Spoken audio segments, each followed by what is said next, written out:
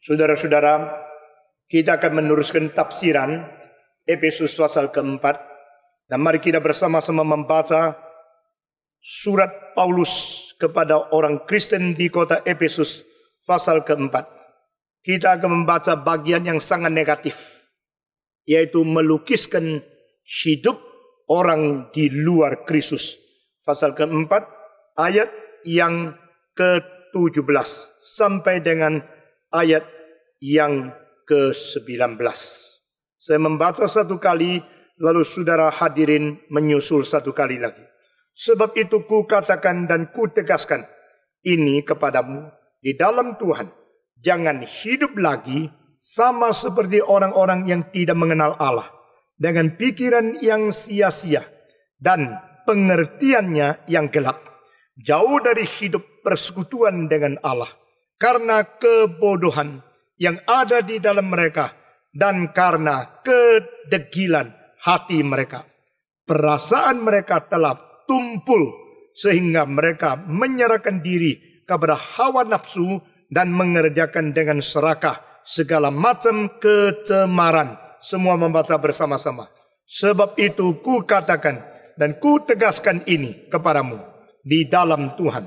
Jangan hidup lagi sama seperti orang-orang yang tidak mengenal Allah, dengan pikirannya yang sia-sia dan pengertiannya yang gelap, jauh dari hidup persekutuan dengan Allah, karena kebodohan yang ada di dalam mereka dan karena kedegilan hati mereka. Perasaan mereka telah tumpul sehingga mereka menyerahkan diri kepada hawa nafsu dan mengerjakan dengan serakah segala macam kecemaran. Pembacaan kitab suci sampai di sini. Jikalau kita membandingkan, maka di dalam kitab suci ada dua bagian yang mempunyai kemiripan yang sangat mengkagetkan kita, yaitu ayat-ayat di dalam pasal ini 17 sampai dengan 19 dibanding dengan Roma pasal 1. Saudara-saudara, bagian yang akhir.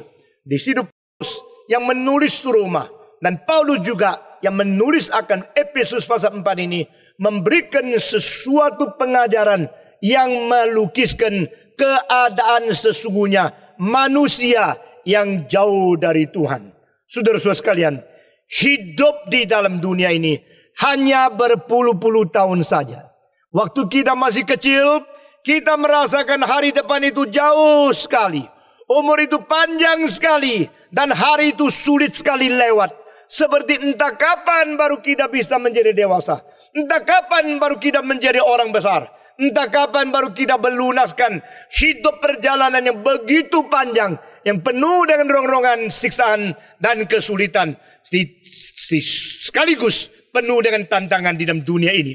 Saudara-saudara, tetapi bagi setiap orang yang sudah melewati masa-masa muda menjelang akan masa tua, mereka akan mempunyai pikiran yang sama sekali berbeda.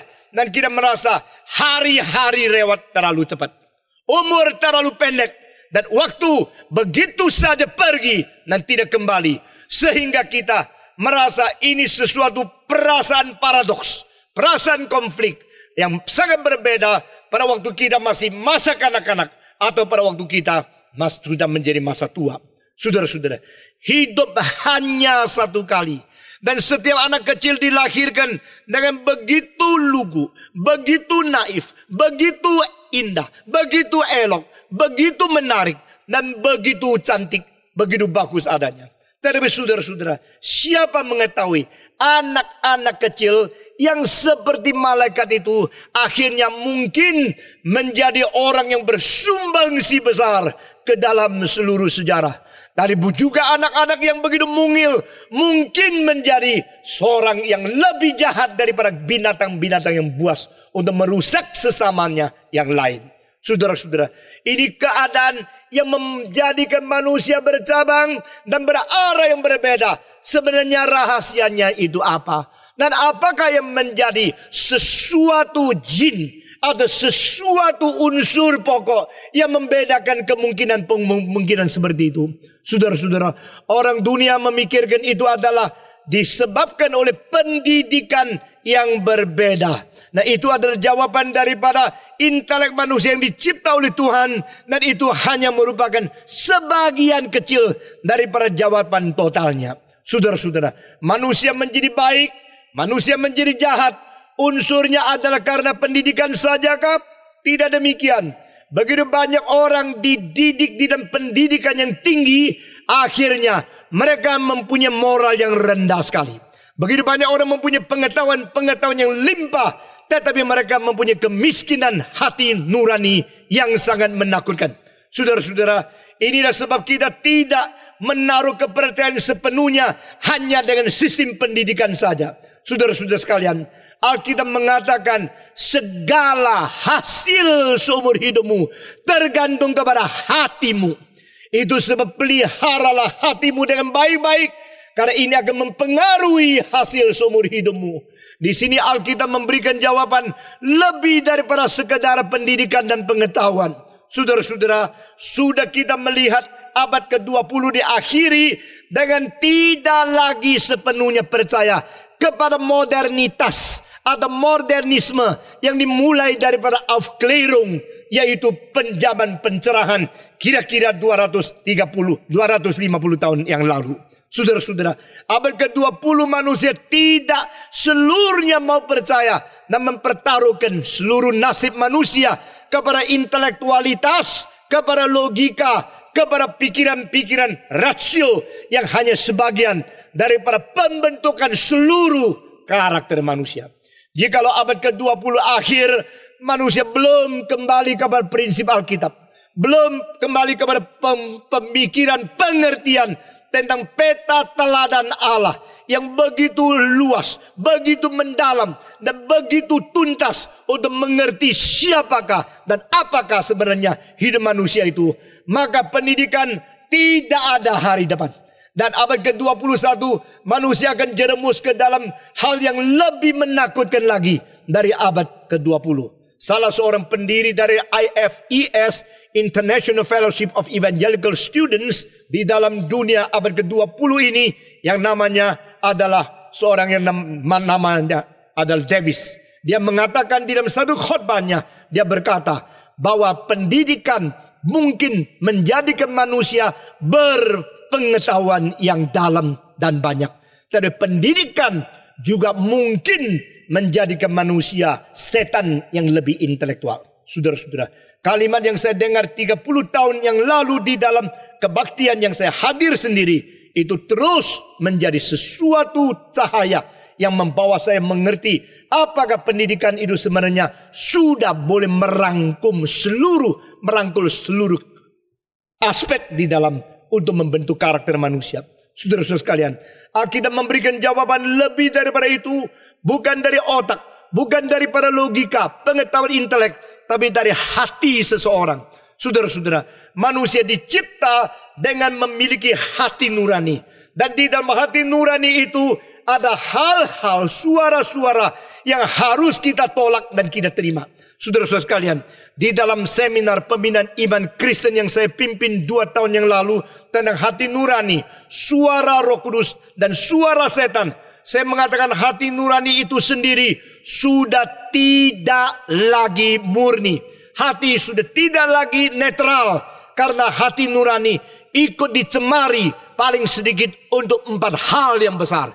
Pertama, hati nurani dipengaruhi oleh agama. Kedua, hati nurani dipengaruhi oleh kebudayaan. Ketiga, hati nurani dipengaruhi oleh opini masyarakat dan sosiologi. Dan keempat, hati nurani dipengaruhi oleh kebiasaan seseorang berbuat dosa. Saudara-saudara, karena pencemaran dan dinetralisasi daripada keempat unsur tadi, maka kita tidak mungkin mempunyai hati nurani yang netral lagi. Saudara-saudara, agama-agama mempunyai norma-norma yang memutlakkan sendiri. Akibatnya adalah memutlakkan yang tidak mutlak dan mengakibatkan yang mutlak menjadi tidak mutlak, yang tidak mutlak menjadi mutlak. Sehingga orang-orang yang berada di dalam iman, kepercayaan agama-agama, mereka mungkin menganggap itulah kebenaran yang mutlak, dan mereka menolak hal-hal yang lain Meskipun yang lain itu mungkin dari Tuhan, mereka merasa berbeda dengan agama mereka. Itulah sebab orang yang beragama, kalau sudah menyeleweng, justru yang paling berani berbuat dosa adalah orang yang memakai nama Allah. Saudara-saudara sekalian, itu sebab hati nurani tidak mungkin lagi bersuara secara netral.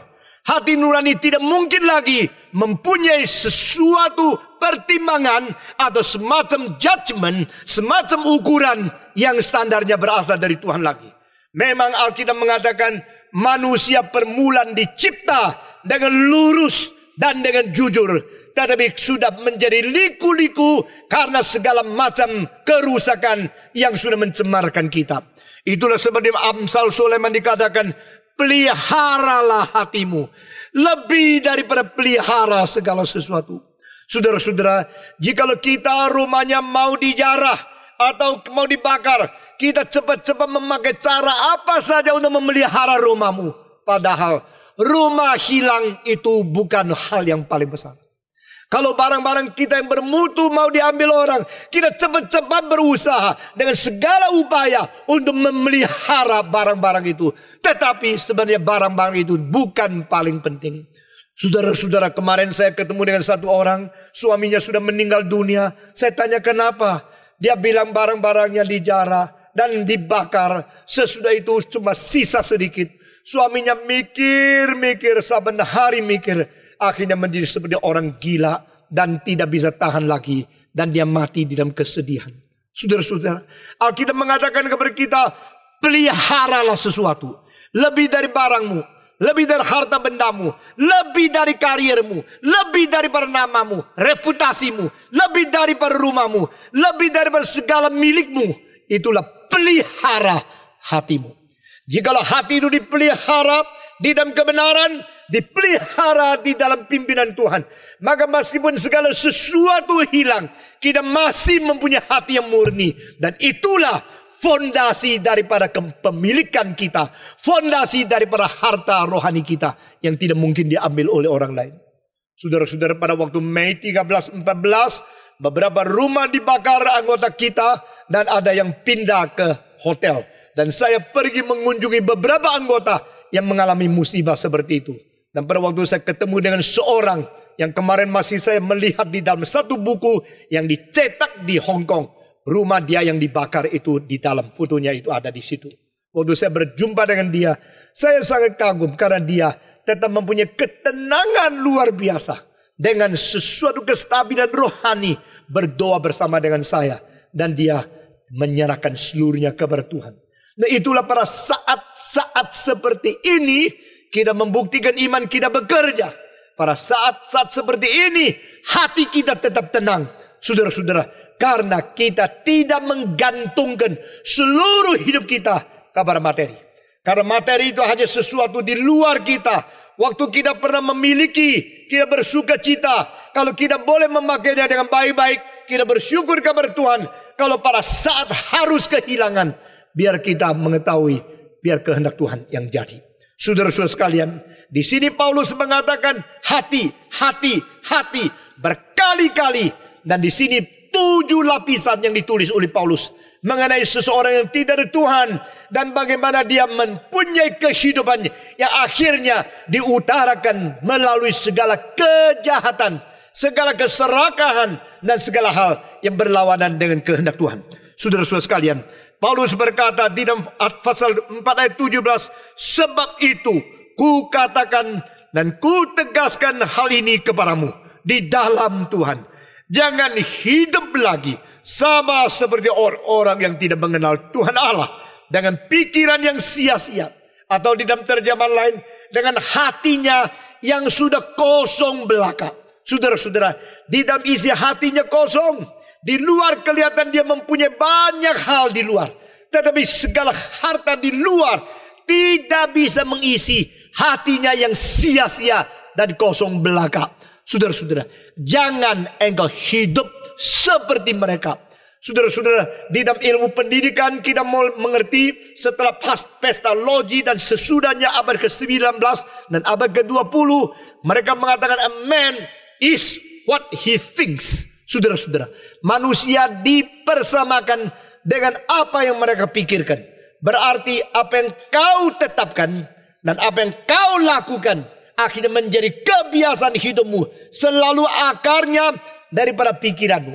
Jikalau pikiranmu dengan titik tolak yang benar, maka kelakuan, arah hidup dan kebiasaan engkau akan ikut menjadi benar.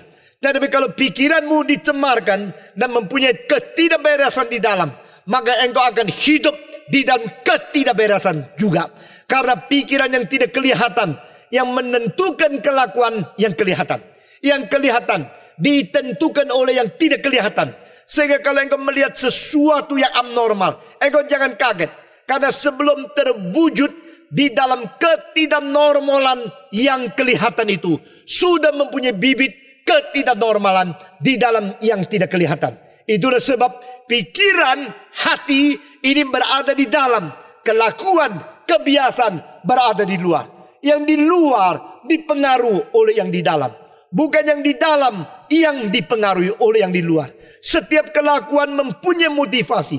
Setiap motivasi mempunyai mentalitas. Setiap mentalitas mempunyai cara berpikir dan bibit daripada hati yang isinya itu berada di dalam kemungkinan pengaruh yang bermacam-macam. Saudara-saudara, di sini Paulus berkata, jangan kau mempunyai pikiran seperti mereka yang tidak mengenal Allah. Orang yang tidak mengenal Allah, mereka tidak mengetahui siapakah Allah. Karena tidak mengenal Allah, maka mereka tidak mungkin taat kepada Allah. Karena tidak taat kepada Allah, mereka tidak mungkin mengetahui pimpinan langkah demi langkah bagaimana Tuhan membimbing anak-anaknya. Saudara-saudara, orang-orang yang tidak mengenal Allah, mereka mempunyai pikiran yang sia-sia. Atau terjemah lain, hati mereka yang kosong belaka. Hati yang tidak berarti, hati yang tidak berisi. Karena hatinya tidak berisi, pikirannya tidak berarah, maka tingkah laku mereka tidak mungkin dipertanggungjawabkan oleh mereka. Saudara-saudara, lalu Paulus mengatakan, jangan hidup lagi sama seperti orang-orang yang tidak mengenal Allah dengan pikiran yang sia-sia. Ayat yang ke-18, dan pengertiannya yang gelap. Pengertian yang gelap ini berarti kesadaran yang sudah menjadi kabur. Nah saudara-saudara, kesadaran, understanding, kesadaran satu consciousness yang sudah menjadi kabur dan gelap, seperti pemandangan yang sudah dipenuhi dengan kabut, sehingga engkau tidak bisa menembus pandanganmu kepada jarak meskipun dekat sekali. Itu artinya, saudara-saudara, orang semacam demikian mereka tidak mungkin mempunyai visi. Karena yang disebut visi berarti penglihatan di dalam rohania seseorang yang bisa menembusi segala kesulitan, bahkan bisa menembusi rintangan-rintangan di dalam zaman dan melihat apa yang mungkin terjadi pada depan.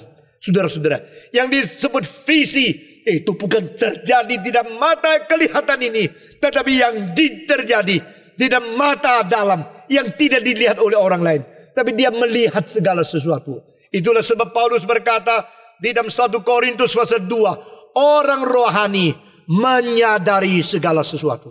Orang rohani menembusi, melihat segala sesuatu. Tidak berarti dia segala sesuatunya itu sama dengan penglihatan Tuhan Allah. Tetapi dia mempunyai bijaksana sebagai pokok, sebagai dasar, membawa dia mempunyai penembusan, mempunyai visi yang lebih dari orang lain. Saudara-saudara, bahagialah orang yang selalu dekat dengan Tuhan. Dan bahagialah yang berada bersama dengan pandangan dari takhta Tuhan. Karena dari situ engkau melihat segala sesuatu berbeda dengan di tempat-tempat yang rendah. Saudara-saudara, naik 3 meter engkau melihat jauh sampai mungkin 300 meter. Engkau naik sampai 30 meter, engkau bisa menembusi 3 kilometer. Engkau menaik sampai 300 meter di atas Eiffel Tower, 300 meter. Engkau mungkin melihat kalau cuaca baik sampai 80 kilometer. Engkau naik sampai 450 meter di Sears Tower di Chicago atau di CN Tower yang berada 540 meter di Toronto. Di situ dicatat, waktu cuaca baik, engkau mungkin melihat sampai 85 mil atau 130 kilometer. Saudara-saudara, apa sebab? Karena sesuatu posisi yang berbeda. Saudara-saudara, semut yang merata di bumi yang paling rendah tak pernah bisa melihat satu penjangkauan keseluruhan. Karena yang dia lihat cuma yang kecil, yang sangkut paut, yang menyandung dia, yang menjadi hal di sekitarnya. Itu saja. Tapi orang yang berada di tempat yang tinggi rohaninya, dia melihat keseluruhan, bukan melihat detail, bukan melihat hal yang kecil. Saudara-saudara, Paulus berkata di sini, orang yang tidak mengenal Tuhan, pikiran mereka itu menjadi gelap, atau pandangan mereka menjadi kabur. Mereka tidak mungkin melihat keseluruhan.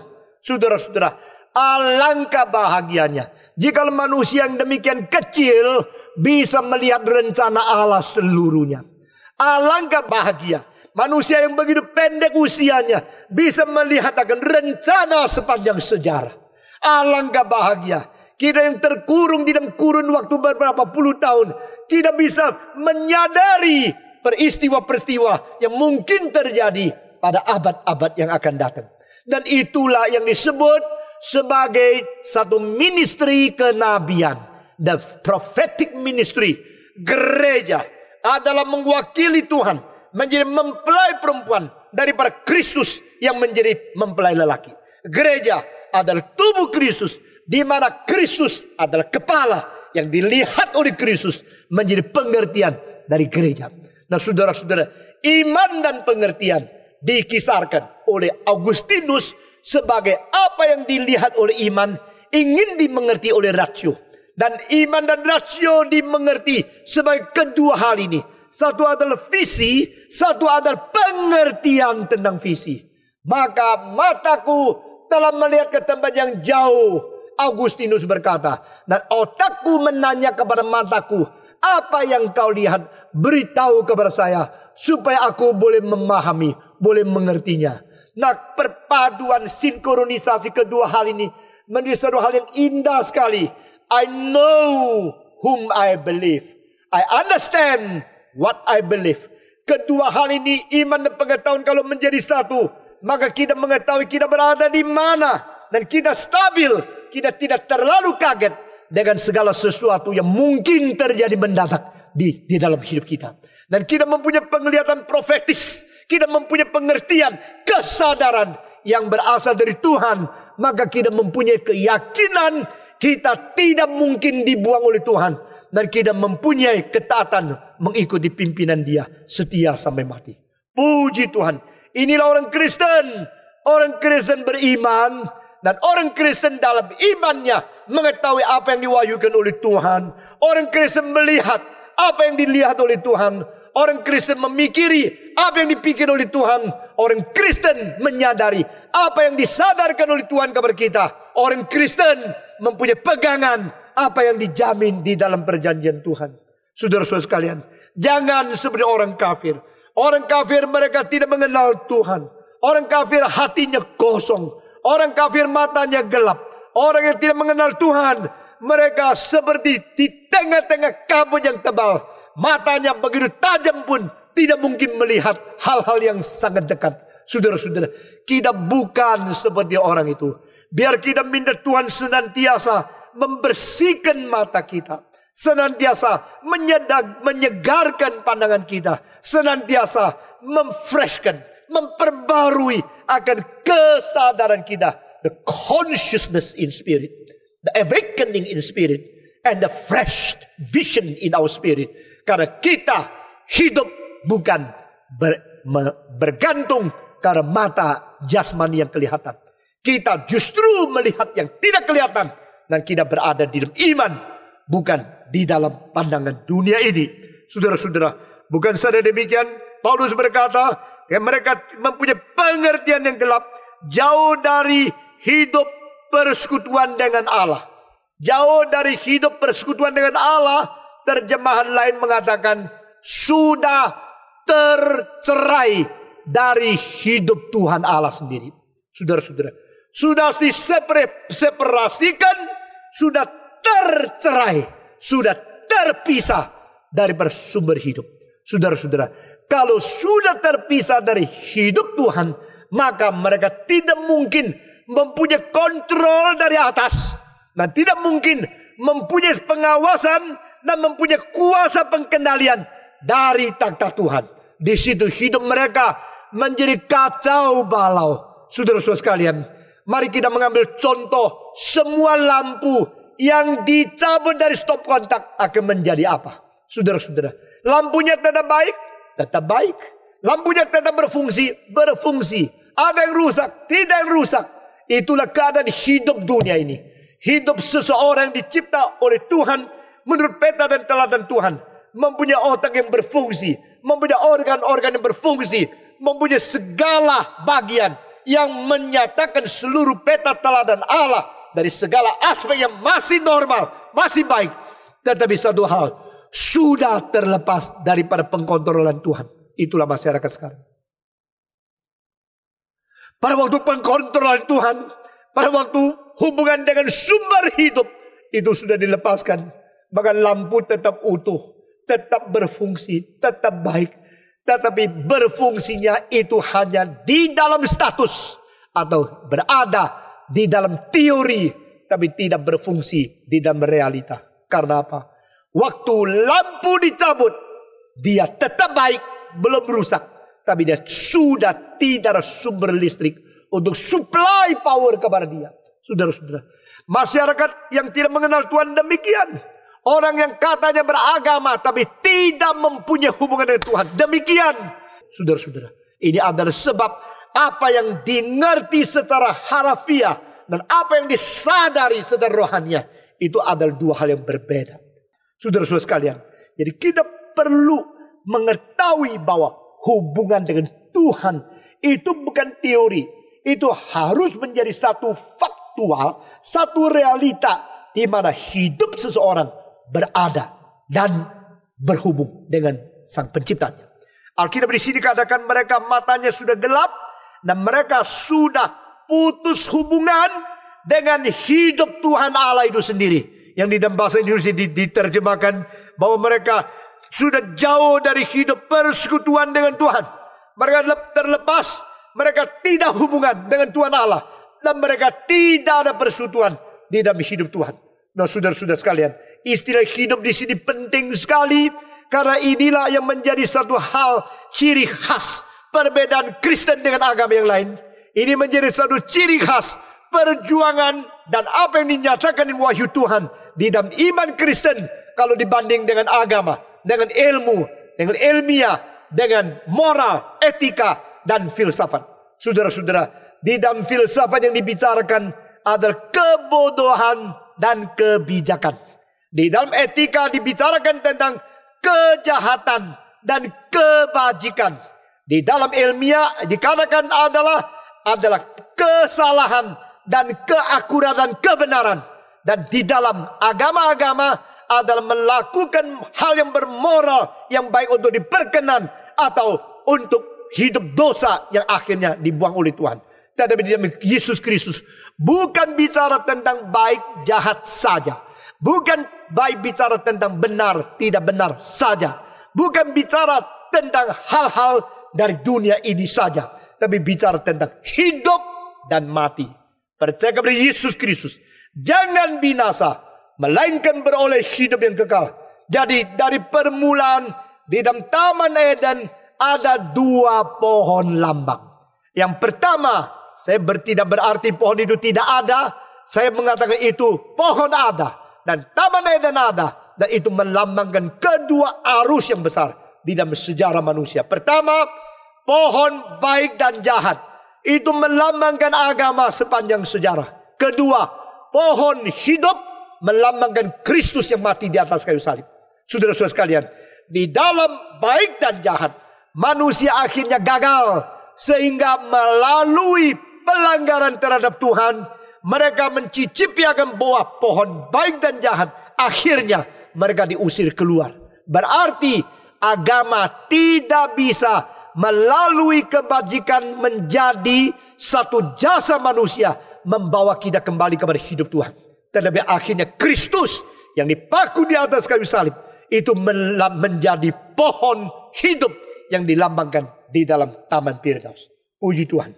Saudara-saudara, jadi bukan karena telinga Tuhan kita yang tidak mau mendengar doa kita. Bukan karena telinga Allah terlalu berat, bukan karena lengan Tuhan terlalu pendek, sehingga doa kita tidak diterima atau tidak didengar. Tetapi karena dosa kita yang telah memisahkan kita dari Tuhan, sehingga Dia tidak menerima doa kita.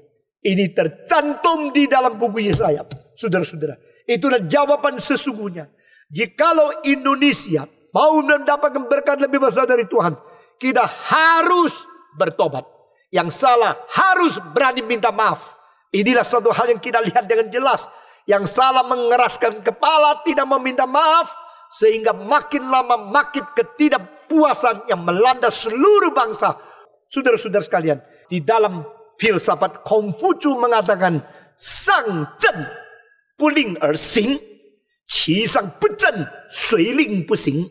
Artinya, kalau yang di atas beres, meskipun tidak perintah, semua rakyat akan jalan dengan sendiri. Kalau atas tidak beres, meskipun memerintah, tetap tidak ada orang mentaati. Nah, ini sudah dikatakan 2500 tahun yang lalu. Saudara-saudara, jikalau kita minta negara ini diberkati oleh Tuhan, satu-satunya jalan yaitu kembali kabar Tuhan Allah, bertobat, menangisi dosa, minta pengampunan dari Tuhan. Karena Tuhan berjanji, bangsaku kalau merendahkan diri, bangsaku kalau bertobat, aku akan kembali ke mereka, menyembuhkan tanah mereka untuk berbuah lebat lagi. Aku akan menyembuhkan mereka, aku akan memberikan kebangunan kepada mereka, dan aku akan mengampuni dosa umatku. Saudara-saudara sekalian, jikalau manusia sudah terlepas dari Tuhan, manusia sudah tidak ada hubungan lagi dengan hidup Tuhan, maka manusia hidupnya akan menjadi apa? Kita akan memakai segala peta teladan Allah yang berpotensi begitu besar untuk melakukan segala kejahatan dengan kebebasan yang tidak terkendali. Nah, ini akan ditulis di sini. Saudara-saudara, itu istilah hati mereka menjadi keras. Di dalam ayat selanjutnya, itu di bahasa Greka, itu memakai istilah poros, yang menyatakan semacam batu yang sudah mengaku, yang sudah menjadi beku, batu yang makin lama makin keras adanya. Dan hati juga menjadi demikian. Manusia kalau tidak ada Allah, tidak dikontrol dari takhta Tuhan, maka manusia akan membenarkan diri, mencari alasan untuk membenarkan apa yang sudah ditetapkan oleh kemauan sendiri. Nah, ini seperti apa yang dikatakan oleh Arthur Schopenhauer, seorang filosof Jerman 200 tahun yang lalu. Dia mengatakan sebenarnya seluruh umat manusia dan seluruh masyarakat bertindak bukan mengikut apa yang diperintahkan oleh intelek saja. Tetapi di belakang itu lebih penting adalah intelek pun mengikut babi buta kepada apa yang diputuskan oleh kemauan. Nah, saudara-saudara, di dalam zaman modernitas, di dalam zaman Aufklärung, saya percaya bahwa Arthur Schopenhauer mempunyai pikiran yang merintis dan lebih dulu daripada postmodern yang terjadi abad 20. Dan dia begitu berlawanan dengan Hegel, dengan Kant, dengan orang-orang seperti August Comte dan yang lain-lain.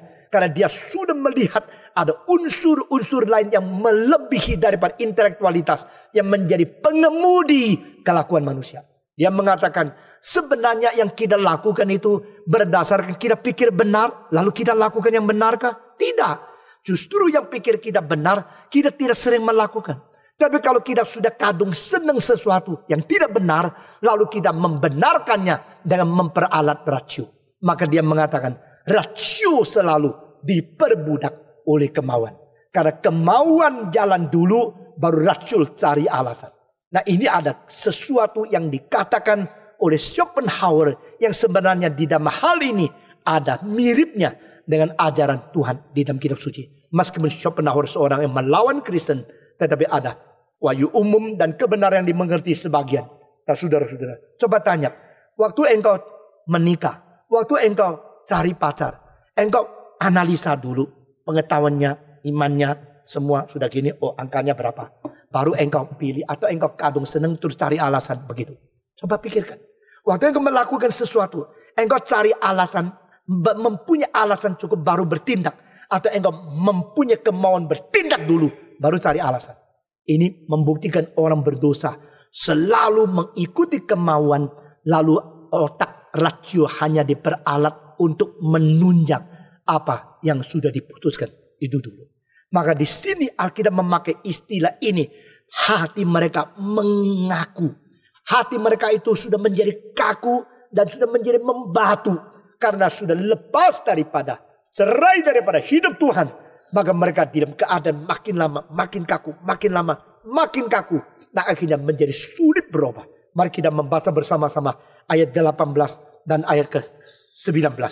Efesus pasal 4 ayat ke-18 dan 19. Dan pengertiannya yang gelap, jauh dari hidup persekutuan dengan Allah, karena kebodohan yang ada di dalam mereka dan karena kedegilan hati mereka. Kebodohan dan kedegilan di sini adalah sesuatu kekakuan dan sesuatu kesengajaan untuk menjadi orang yang melawan akan kebenaran. Saudara-saudara, inilah keadaan yang dilihat oleh Tuhan, manusia yang lepas dari Tuhan Allah. Mereka menjadi kaku, mereka menjadi keras, makin lama menjadi makin sulit untuk mengerti kebenaran, makin lama menjadi makin membenarkan segala sesuatu yang sudah ditetapkan oleh mereka. Ayat 19 semua membaca bersama-sama. Mari kita membaca ayat ke-19. Perasaan mereka telah tumpul sehingga mereka menyerahkan diri kepada hawa nafsu dan mengerjakan dengan serakah segala macam kecemaran. Di sini dikatakan perasaan mereka telah menjadi tumpul, atau hati mereka, perasaan mereka sekarang sudah menjadi tidak lagi pekah, tidak lagi berfungsi seperti dulu. Mereka sekarang sudah tidak mengetahui lagi, karena mereka sudah tidak ingin mengetahui akan kebaikan. Tidak mau lagi mau membedakan. Saudara-saudara, pada saat seseorang masih ingin mengetahui kebenaran, orang itu masih mempunyai kerendahan hati. Pada saat seseorang merasa sudah cukup, tidak usah bicara sama saya lagi, saya tidak akan berubah karena saya sudah tidak peka dan tidak perlu perubahan, orang itu menjadi orang yang sombong. Jangan kita mengerti congkak sebagai satu sikap, congkak sebagai sesuatu ketertutupan jiwa bagi kebenaran. Saudara-saudara, jikalau seseorang yang terus-menerus membuka hati untuk kebenaran, terus-menerus dengan objektif mau dirubah dengan firman dan kebenaran Tuhan, orang itu masih berada di dalam tahap kerendahan hati. Tapi kalau sudah menjadi kaku, menjadi bodoh, lalu dia menolak semua kemungkinan pencerahan yang baru dengan tidak lagi kepekah, yang disebut di sini sebagai hatinya sudah tumpul, maka orang itu disebut orang yang congkak di hadapan Tuhan. Dan dengan demikian mereka menyerahkan diri kepada segala nafsu mereka yang mereka inginkan, yang mereka mau, dengan segala kejahatan mereka berani melakukan dengan tidak habis-habis. Istilah serakah dalam segala pencemaran dipakai di sini. Mereka menginginkan lebih banyak kejahatan-kejahatan. Mereka menginginkan lebih banyak hal-hal yang merusak diri, mencemarkan diri. Saudara-saudara, coba bayangkan ada sekelompok orang yang sudah menjadi profesional membakar, merusak, dan menghina agama orang lain. Nah, orang semacam demikian sedang diperbolehkan, sedang diizinkan sementara oleh Tuhan sebelum murkanya yang dahsyat datang untuk mengadili dunia ini. Dan bagaimana dengan mereka? Setelah dibakar, orang Kristen mengampuni, pemerintah tidak bisa berbuat apa-apa, dan tidak ada kutukan, tidak ada pengadilan, tidak ada usaha untuk membasmi, dan tidak ada satu rencana untuk membongkar siapa biang keladi, siapa yang berada di belakang. Ini berarti memperbolehkan orang-orang itu dengan makin serakah, makin melakukan kejahatan. Saudara-saudara, membangun itu tidak gampang. Tetapi merusak cukup dengan 1 detik. Dan tidak mungkin, tidak gampang untuk kembalikan asal lagi. Itu semua kalimat benar. Tetapi saudara-saudara, hal yang dikatakan itu sedang terjadi. Dan jika engkau mempunyai 20 juta, memberikan satu orang kasih 20.000, maka engkau boleh merekrut 1.000 orang dengan 20 juta untuk merusak 20 miliar di dalam setengah jam. Terlalu gampang. Jikalau pada satu hari kemarahan Tuhan sudah tiba, mungkin akan menerima hukuman yang besar. Tapi kadang-kadang Tuhan bertoleransi menunggu pertobatan saudara-saudara. Dan kadang-kadang anak-anak Tuhan disembelih, dihina, dianiaya, seperti Tuhan tidak menilik dan tidak perhatikan mereka. Saudara-saudara, seperti apa yang saya katakan sebelum kebaktian ini mulai khotbah, saya berdoa kiranya Tuhan memberikan kekuatan kepada kita. Karena kerusakan dunia persis seperti apa yang ditulis di dalam 3 ayat ini. Dan Tuhan berkata, jangan engkau hidup seperti mereka yang tidak dari Tuhan. Biar kita tetap di dalam keadaan bagaimana makin takut kepada Tuhan, makin setia mengikuti Dia. Jangan seperti mereka. Dan kita akan menjadi orang seharusnya mulai dari abad 20, ayat 20 yang akan dikupaskan pada minggu yang akan datang. Tetapi kamu bukan demikian. Kamu telah belajar mengenal Kristus. Karena kamu telah mendengar tentang Dia dan menerima pengajaran di dalam Dia menurut kebenaran yang nyata dalam Yesus. Kiranya Tuhan memberikan kekuatan kepada kita untuk senantiasa mengkoreksi hati kita. Apakah fisik kita sudah menjadi kabur, hati kita sudah menjadi kaku, dan isi di dalam mental kita sudah menjadi kosong, dan kepekaan kita terhadap pimpinan Roh Kudus sudah menjadi tumpul, sehingga kita jangan terseret seperti orang yang tidak mengenal Tuhan, yang lepas daripada hidup sebagai sumber mereka. Mari kita membaca bersama-sama ayat 17 sampai ayat ke-20. Semua membaca bersama-sama. Efesus pasal 4 ayat ke-17 sampai 20. Semua membaca. Sebab itu kukatakan dan kutegaskan ini kepadamu di dalam Tuhan.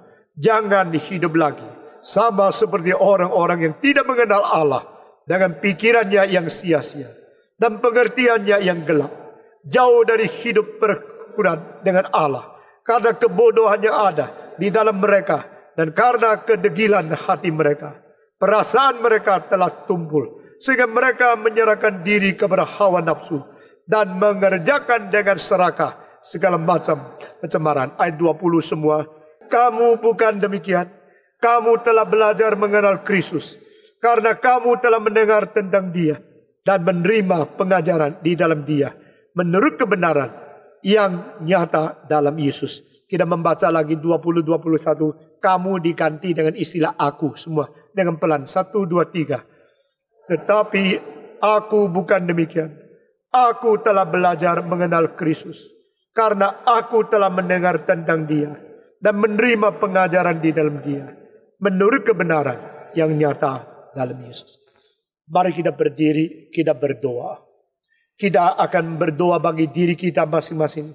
Kita berdoa kiranya Tuhan memberkati kita. Alangkah menakutkan jika hidup yang tidak berhubung dengan Tuhan Allah. Alangkah menakutkan seorang bayi yang dibesarkan bisa menjadi penjahat yang sangat mengerikan. Alangkah menakutkan bangsa yang tidak lagi peka terhadap pimpinan Tuhan. Biar kita tidak demikian. Mari kita berdoa. Berdoa untuk kita, berdoa untuk anak kita, cucu kita. Berdoa untuk semua kenalan hendak, semua handai tolan famili kita. Supaya hidup mengenal Tuhan. Mempunyai kesadaran rohani yang terus peka kepada Tuhan. Mari kita berdoa bersama-sama, semua berdoa. Bapa di dalam surga, kami berdoa untuk diri kami. Kami berterima kasih untuk ajaran yang Tuhan berikan kepada kami pada pagi ini. Kami bersyukur untuk segala catatan firman Tuhan yang kami boleh dengar, kami boleh baca, kami boleh renungkan, kami boleh bersama-sama menghayati dan percaya. Kiranya Engkau sendiri terus bekerja di hati kami. Berkati kami, beri kekuatan kepada kami. Supaya kami hidup untuk menyenangkan Tuhan, hidup sesuai dengan kehendak Tuhan, hidup memperkenan pada Tuhan. Dengar doa kami ya Tuhan, kami serahkan Indonesia sekali lagi ke dalam tangan Tuhan. dengar doa kami. Dalam nama Yesus Kristus kami berdoa. Amin.